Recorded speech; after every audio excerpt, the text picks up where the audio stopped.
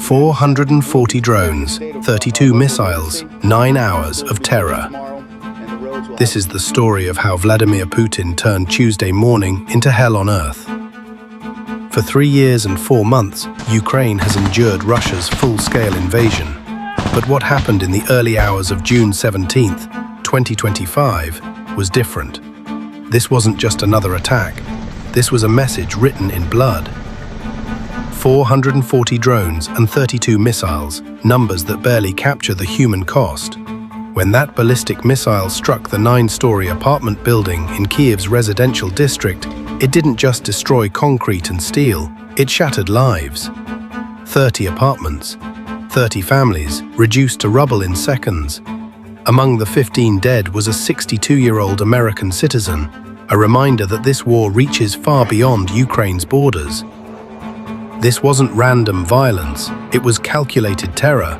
Putin's timing was surgical, striking just as peace talks in Istanbul had collapsed, just as Zelensky was preparing to meet with President Trump. The message was clear: I can reach you anywhere, anytime. 9 hours of bombardment from midnight to sunrise, ensuring maximum psychological impact on a city trying to sleep.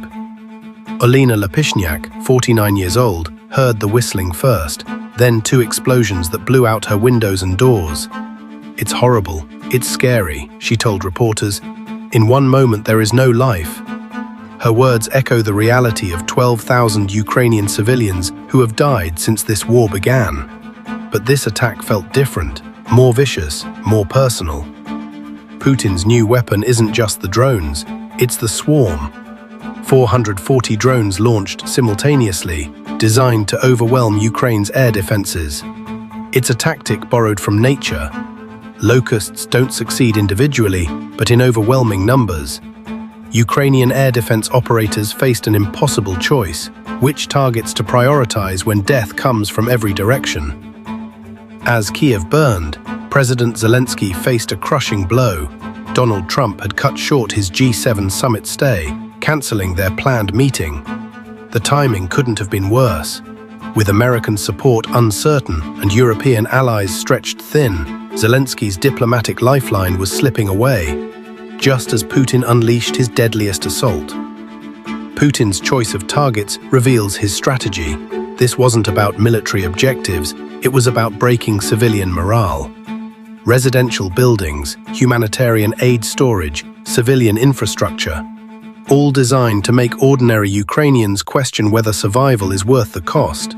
It's a tactic older than warfare itself. When you can't defeat the army, you terrorize the people.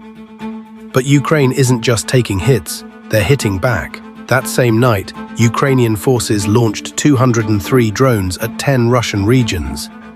Moscow's airports shut down, Russian civilians fled to shelter. Their story, or why they were there. But their death symbolizes how this war has metastasized beyond borders. Every foreign casualty raises the stakes. Every international death brings the conflict closer to global escalation. Over 2,000 rescue workers descended on the 27 attack sites. Firefighters, paramedics, police, volunteers, all working against time to find survivors. In the destroyed apartment building, they worked in shifts, calling out in Ukrainian, English, and Russian, hoping for a response from the darkness below. Every rescue was a victory against Putin's terror. Just days before this attack, peace negotiators from both sides met in Istanbul. The talks failed, not because of minor disagreements, but because of fundamental incompatibilities. Putin wants Ukrainian surrender disguised as negotiation.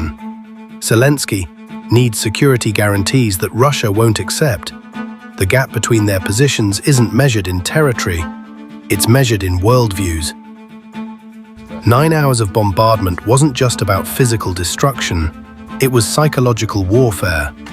Putin understands that every air raid siren, every sleepless night, every destroyed home chips away at Ukrainian resolve. The goal isn't just military victory, it's breaking the will to resist. But Ukrainian resilience has proven more durable than Putin calculated. As Kyiv counted its dead, the international community faced a familiar dilemma. How to respond to escalation without triggering even greater escalation. The UK promised new sanctions. The EU condemned the attacks. But words feel hollow when measured against 440 drones. The gap between diplomatic outrage and military support has become a chasm Putin exploits. This attack fits Putin's broader strategy: escalate to de-escalate. By demonstrating the cost of continued resistance, he hopes to force Ukraine and its allies to accept a negotiated settlement on his terms. It's a high-stakes gamble that Ukraine's Western support will crack under pressure, but it's also a strategy that could backfire spectacularly. The drones Putin used weren't sophisticated, they were effective. Cheap, numerous, and expendable. They represent a new kind of warfare where quantity overwhelms quality. Each drone costs less than a single missile, but can cause equivalent terror. Is Putin's strategy of terror working, or is it backfiring? Let me know in the comments below, and if this analysis opened your eyes to the reality of this conflict, subscribe for more in-depth coverage of the stories that matter.